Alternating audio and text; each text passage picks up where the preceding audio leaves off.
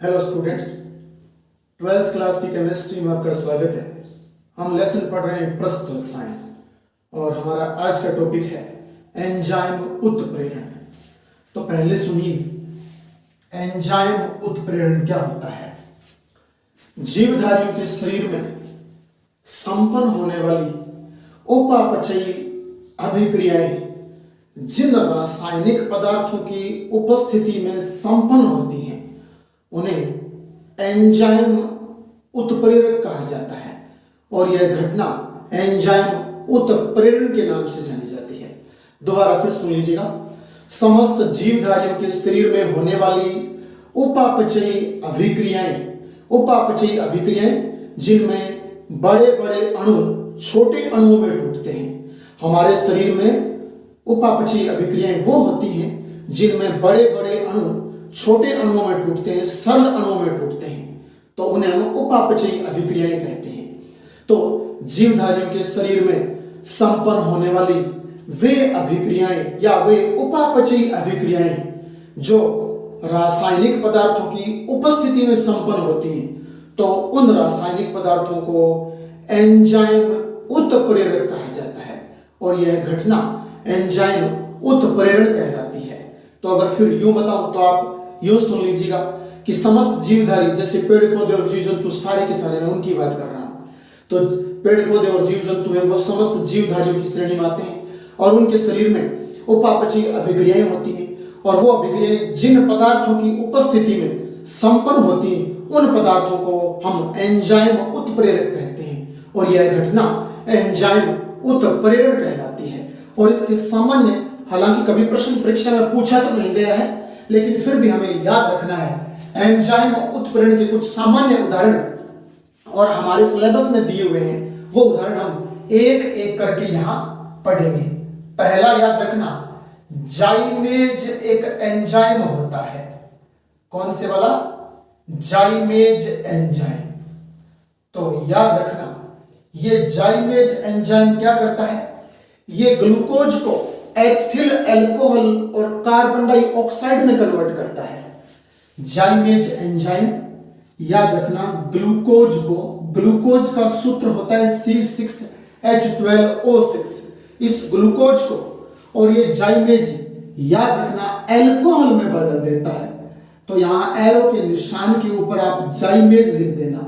जाइमेज enzyme है ये और ग्लूकोज को किस में कन्वर्ट कर देता है? अल्कोहल, यानी विशेष तौर से एथिल अल्कोहल अर्थात एथेनॉल। तो यहां आएगा C2H5OH और प्लस में यहां CO2 गैस निकलती है। CO2 गैस निकलती है। याद रखना, बायोलॉजी में इसे किण्वन क्रिया बोलते हैं, फर्मेंटेशन रिएक्शन। तो ये किण्वन अभिक्रिया है जिसमें C6H12O6 ग्लूकोज है, जाइमेज एंजाइम की उपस्थिति में एथिल अल्कोहल बनाता है और CO2 निकलती है। इसे फर्मेंटेशन रिएक्शन यानी किण्वन अभिक्रिया कहा जाता है। तो जाइमेज एंजाइम क्या करता है? ग्लूकोज को एथिल अल्कोहल में बदल देता है। यह सामान्य सी बात याद रखना। फिर उसके बाद बारी आती है इन्वर्टेज एंजाइम। कौन से वाला? Invertase enzyme. तो इन्वर्टेज एंजाइम है, उसका कार्य वो भी आपको याद रखना है। याद रखना, इन्वर्टेज माल्टोज को, कौन से वाले को? माल्टोज को ग्लूकोज और फ्रक्टोज में कन्वर्ट कर देता है। इन्वर्टेज माल्टोज को ग्लूकोज और फ्रक्टोज में कन्वर्ट कर देता है। माल्टोज का सूत्र सुनिए, C12H22O11 माल्टोज का सूत्र है। याद रखना, यही तो माल्टोज का सूत्र है, यही सुक्रोज का सूत्र है, ठीक है ना, यही लैक्टोज का सूत्र है। याद रखना, माल्टोज, सुक्रोज और लैक्टोज तीनों के सूत्र एक जैसे होते हैं। तो यहां इन्वर्टेज पर्टिकुलर इसी पर काम करता है, यानी इन्वर्टेज जब जब आएगा तो माल्टोज पर अपना कार्य करेगा। तो माल्टोज को आपके ग्लूकोज और फ्रक्टोज में कन्वर्ट कर देता है। तो आप माल्टोज को जल में घोल लीजिए, इस माल्टोज को जल में घोल लीजिए। जल में जब घोल लोगे तो ये कुछ समय पश्चात C6H12O6 और फिर दोबारा C6H12O6। दोनों के सूत्र एक जैसे हैं, एक ग्लूकोज है और एक फ्रक्टोज है। संरचना से पता लगाते हैं कि कौन सा तो ग्लूकोज और कौन सा फ्रक्टोज है। याद रखना, एक में एल्डिहाइड समूह होता है, एक में कीटोनिक समूह होता है। एक में एल्डिहाइड समूह होता है, एक में कीटोनिक समूह होता है, और उस समूह की उपस्थिति से हमें पता चलता है कि कौन सा तो ग्लूकोज है और कौन सा फ्रक्टोज है। याद रखिए, अपन एक लेसन लगता है जैव अणु, वहां ये सारी बातें आपको विस्तार से बताई जाएंगी, जिनमें इनकी विस्तृत चर्चा की गई है। तो इन्वर्टेज एंजाइम माल्टोज को ग्लूकोज और फ्रक्टोज में कन्वर्ट कर देता है। तो आपको हर बार एरो पर यहां उस एंजाइम का नाम लिख देना है, बस invertase enzyme, urease enzyme. Urease enzyme urea को अमोनिया और CO2 में अपघटित कर देता है। तो यहां एक सूत्र लिख रहा हूं मैं, जो कि यूरिया का सूत्र है, CONH2CONH2, यानी यहां CONH2 और इधर भी NH2। तो यहां इसमें जल मिला लेते हैं हम लोग, और यहां इसमें यूरिएज एंजाइम डाल देते हैं, यूरिएज एंजाइम। ये यूरिएज एंजाइम याद रखना पर्टिकुलर होते हैं, जो विशिष्ट होते हैं, जो विशिष्ट क्रियाकार प्रक्रिया करते हैं। यूरिएज केवल यूरिया का अपघटन ही करेगा, किसी अन्य का नहीं। तो अब बनेगी क्या, यहां एक तो अमोनिया बन जाएगी और CO2 गैस निकलेगी, यानी NH2 है, एक H यहां से लेकर के NH3 बना लिया, और इसमें CO2, ये वाली CO के साथ O यहां से आ गया, जल से CO2 बन गई। अब इसे संतुलित कर देते हैं, यहां 2 लगा देता हूं। 2 लगाने से देखिए 2 नाइट्रोजन, तो हमारे पास भी यहां 2 नाइट्रोजन हो गए। हाइड्रोजन देखिए इस साइड में, यहां 2 और 2 4 हाइड्रोजन और 2 6 हाइड्रोजन टोटल है। इस साइड में 3 दूनी 6 हाइड्रोजन है। कार्बन यहां 1 है, तो कार्बन यहां भी 1 है। ऑक्सीजन यहां 2 है, तो ऑक्सीजन हमारे पास भी यहां 2 है। इस प्रकार से यूरिएज एंजाइम यूरिया का अपघटन अमोनिया और CO2 में कर देता है। तो ये आपको रिएक्शन कुछ याद रखनी है, जो जिनमें रिएक्शन भी शामिल है। अब कुछ लैंग्वेज लिख रहा हूं जिनमें रिएक्शन नहीं है, तो वो भी आपको बातें ध्यान में रखनी है। जैसे आप पढ़ते हो कि लैक्टोबैसिलस, कौन से वाला, लैक्टोबैसिलस एक जीवाणु होता है, लैक्टोबैसिलस, ठीक है ना, जो दूध में पाया जाता है। और ये जीवाणु यानी कहने का अर्थ है एंजाइम है एक प्रकार से।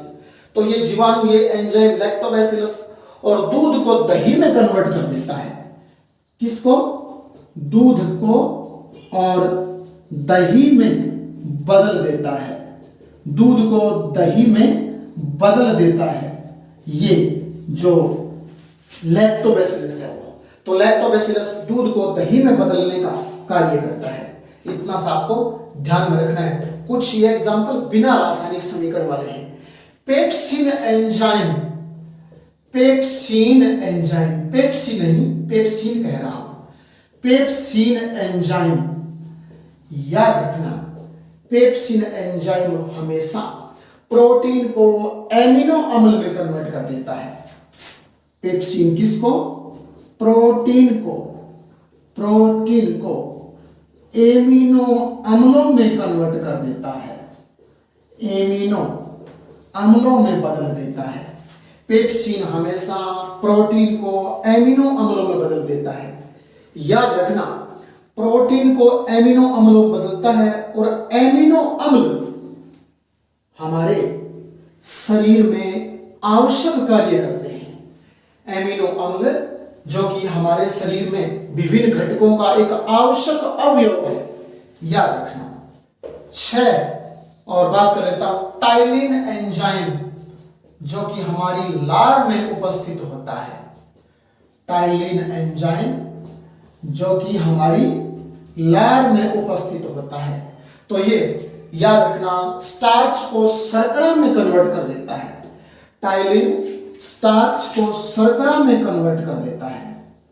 जो स्टार्च होती है उस स्टार्च को और शर्करा में कन्वर्ट कर देता है, शर्करा में बदल देता है। तो ये सामान्य सी बातें, आप एंजाइम उत्प्रेरण की परिभाषा और ये सामान्य जो उदाहरण है वो याद रखना। कोलाइडी तंत्र याद रखना, जब परिक्षेप प्रावस्था और परिक्षेपण माध्यम को और प्रकृति के आधार पर आपस में मिलाया जाता है तो 8 प्रकार के तंत्र बनते हैं। जब परिक्षेप प्रावस्था और परिक्षेपण माध्यम को प्रकृति के आधार पर मिलाया जाता है तो 8 प्रकार के तंत्र बनते हैं और उन तंत्रों को कोलाइडी तंत्र कहा जाता है। तो मैं उनकी एक लिस्ट, एक सारणी आपके सामने यहां बना रहा हूं और आप देखना। पहले आप यहां कर्म संख्या लगाओगे इस प्रकार से, कर्म संख्या के बाद में यहां हो जाएगा परिक्षिप्त प्रावस्था, यहां आप परिक्षिप्त प्रावस्था लिखोगे और यहां हो जाएगा परिक्षेपण माध्यम और यहां हो जाएगा तंत्र का प्रकार यहां हो जाएगा और यहां इस साइड लिखेंगे उदाहरण। तो पहले मैं आपको एक तरीका बता रहा हूं और उस तरीके को आप ध्यान रखना। जैसे इसमें हम यूं करते हैं, इस प्रकार से बता रहा हूं, आप ध्यान देना। मैं यहां, आप जानते हो पदार्थ की 3 अवस्थाएं होती हैं, ठोस, द्रव और गैस। पहले यहां आप इसमें भी ठोस लिख दीजिए, याद रखने का तरीका बता रहा हूं। फिर 2 नंबर है, इसमें भी आप ठोस लिख दीजिए। फिर 3 नंबर है, इसमें भी आप ठोस लिख दीजिए। ठोस के बाद बारी आती है द्रव की। 3 बार ठोस लिखने के बाद अब 3 बार आप द्रव लिख दीजिए, 3 बार आप द्रव अवस्था लिख दीजिए और 3 बार आप द्रव लिखने के बाद में और अब गैसीय अवस्था आती है तो कोई दिक्कत नहीं, 8 तंत्र बनते हैं तो 2 बार आप गैस लिख देना इसमें, ठीक है ना। पहले लगातार 3 बार ठोस लिखना है, फिर लगातार 3 बार द्रव लिखना है, फिर 2 बच गए, उनमें गैस लिखना है क्योंकि 8 तंत्र बनते हैं, 9 नहीं बनते, 8 तंत्र बनते हैं, याद रखना, ठीक है ना। अब आगे चलते हैं, इस प्रकार से यहां यूं थोड़ा डिवाइडेशन कर लेते हैं इनका और डिवाइडेशन करने के बाद में अब देखना थोड़ा सा कि यहां जो परिक्षेपण माध्यम है उसमें भी आप ध्यान देना। परिक्षेपण माध्यम में क्या करोगे, आप कंटिन्यू ठोस के सामने, यानी एक बार यहां अल्टरनेट लिखोगे, ठोस द्रव गैस, ठोस द्रव गैस, ठोस द्रव, इस प्रकार से। ठोस के सामने पहले आप ठोस लिखना, ठोस के सामने आप ठोस लिख देना, फिर उसके सामने आप द्रव लिख देना, फिर आप गैस लिख देना और फिर दोबारा से ठोस द्रव गैस, ठोस द्रव गैस, ये कॉलम चलते जाएंगे और फिर इसके बाद में ठोस और द्रव 2 आ जाएंगे, गैस नहीं आएगा। ठोस द्रव गैस, फिर ठोस द्रव गैस और ठोस द्रव और गैस, यहां 9 तंत्र बनते तो आता, लेकिन यहां तंत्र 8 ही बनते हैं। अब मैं यूं करता हूं, यहां हम तंत्र के प्रकार लिख देते हैं, ये परिक्षेप प्रावस्था, परिक्षेपण माध्यम और यहां तंत्र के प्रकार लिखता हूं।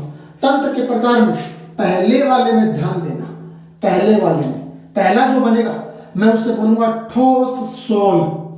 कौन से वाला, ठोस सोल बोलूंगा, आपको याद रखना है ठोस सोल, इस प्रकार से। और इस ठोस सोल में ध्यान देना, मैं उदाहरण लिखूंगा तो आपके सामने ठोस सोल में देखना उदाहरण कौन कौन से हो जाएंगे, जैसे खनिज, रतन और काला हीरा। यहां ठोस सोल के उदाहरण कौन कौन से हैं, खनिज होता है, रतन होता है और काला हीरा, काला हीरा, ये सारी के सारी आप याद रखना ठोस सोल के एग्जाम्पल है, ठोस सोल के उदाहरण है। यानी कहने का जब थोड़ी मात्रा में आपने ठोस और ज्यादा मात्रा वाले ठोस में मिलाया तो कौन सा तंत्र बन गया, ठोस सोल बन गया। और ठोस सोल में कौन कौन से एग्जाम्पल आते हैं, जैसे खनिज, रतन, काला हीरा, ये जब बने होते हैं तो इनमें थोड़ी अवस्था में तो जो ठोस है वो अधिक अवस्था वाले ठोस में मिला होता है, तो फिर तंत्र बनता है ठोस सोल, और जिसमें खनिज, रतन और काला हीरा है वो निर्मित होते हैं। अब मैं दूसरे की आपके सामने बात करूं तो आप ध्यान देना।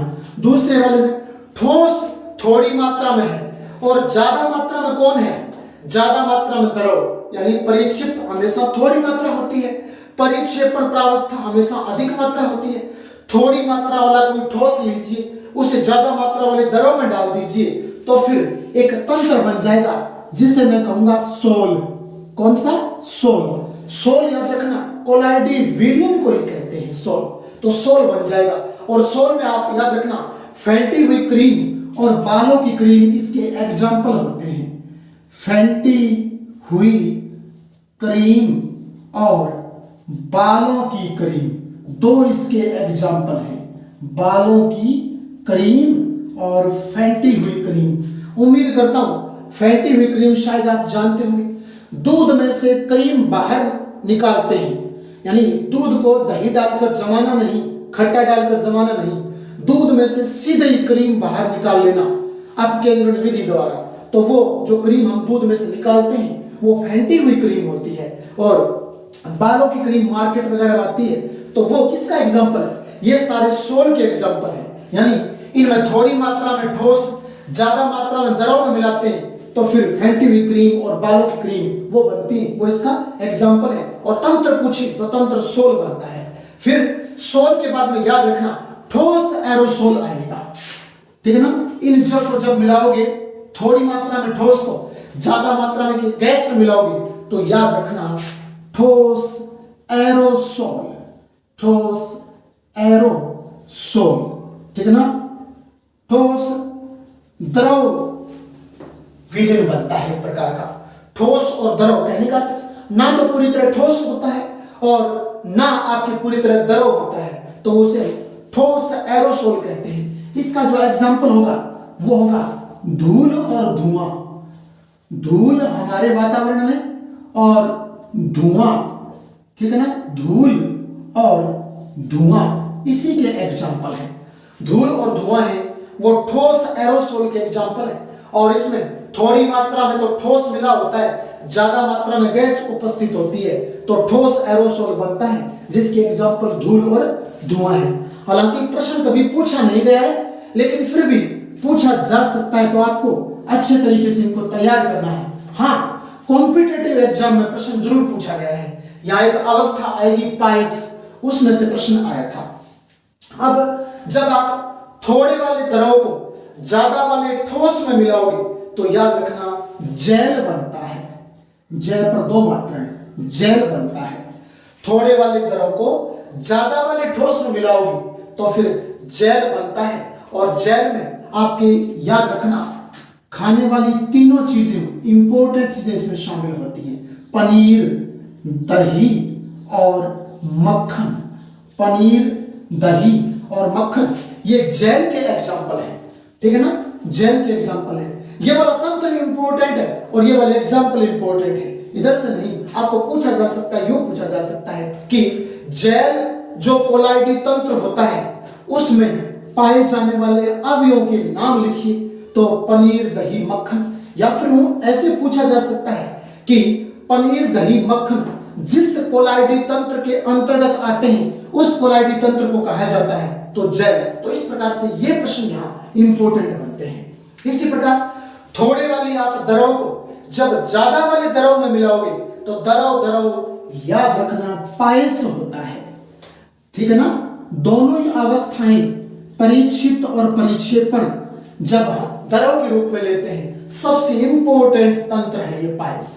तो इसका एग्जाम्पल याद रखना दूध होता है। और हमारे मेडिकल में मिलने वाली लगभग तरल दवाइयाँ जो कि सिरप में आती है, शीशी में आती है, हम बोलते हैं वो तरल दवाइयाँ, तो याद रखना दूध और तरल दवाइयाँ, दूध और तरल दवाइयाँ इसके एग्जाम्पल होते हैं। दूध और तरल दवाइयाँ इसके एग्जाम्पल होते हैं। वो पायस का एक प्रकार से उदाहरण है। फिर हम आगे चलेंगे और बात करें, जब द्रव को आप गैस में मिलाते हो, जब थोड़े वाली द्रव को आप अधिक वाली गैस की मात्रा में मिलाते हो, तो याद रखना द्रव एरोसोल बनेगा। द्रव एरोसोल ये एक प्रकार का तंत्र बनेगा। और द्रव एरोसोल में एग्जाम्पल लिखो तो कीटनाशक होता है। कीटनाशक, जितने भी कीटनाशक हैं वो इसी में शामिल होते हैं, कीटनाशक। इसके अलावा स्प्रे जो करते हैं हम, स्प्रे, तो कीटनाशक और स्प्रे इसके दो एग्जाम्पल हैं। कीटनाशक पदार्थ इसी में आते हैं, द्रव एरोसोल कहलाते हैं वो।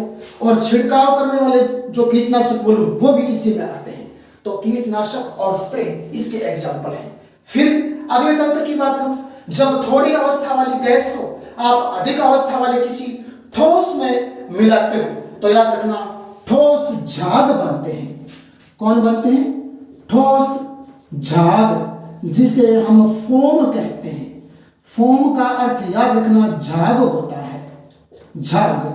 तो ठोस फोम बोलते हैं। जब थोड़ी मात्रा वाली गैस को आप अधिक मात्रा वाले ठोस में मिलाते हो, तो ठोस फोम यानी ठोस झाग बनते हैं। और ठोस झाग का उदाहरण जैसे सूखे समुद्री झाग, समुद्र के किनारे के सूखे हुए झाग इसी का एग्जाम्पल होता है। सूखे समुद्री झाग है वो ठोस फोम का एग्जाम्पल होता है। और लास्ट एंड फाइनल, थोड़ी वाली गैस को आप जब ज्यादा वाले किसी द्रव में मिलाते हो, तो याद रखना झाग बनते हैं। कौन सा तंत्र बनता है? झाग, अर्थात फोम, फोम बनते हैं, फोम बोलते हैं, झाग बनता है। और इसका उदाहरण साबुन के झाग होते हैं। साबुन के झाग इसी में आते हैं, साबुन के झाग। और इसके अलावा जो पेय पदार्थ है, मैं बोलूं कोका कोला के झाग, ठीक है ना, कोका कोला के झाग वो इसी का एग्जाम्पल है। साबुन के झाग और कोका कोला के झाग इसी का एग्जाम्पल है। तो याद रखना परिप्रावस्था और परिक्षेपण माध्यम को जब हम प्रकृति के आधार पर मिलाते हैं, तो 8 प्रकार के कोलाइडी तंत्र बनते हैं, जिसमें से तंत्र का नाम और उनके प्रकार उदाहरण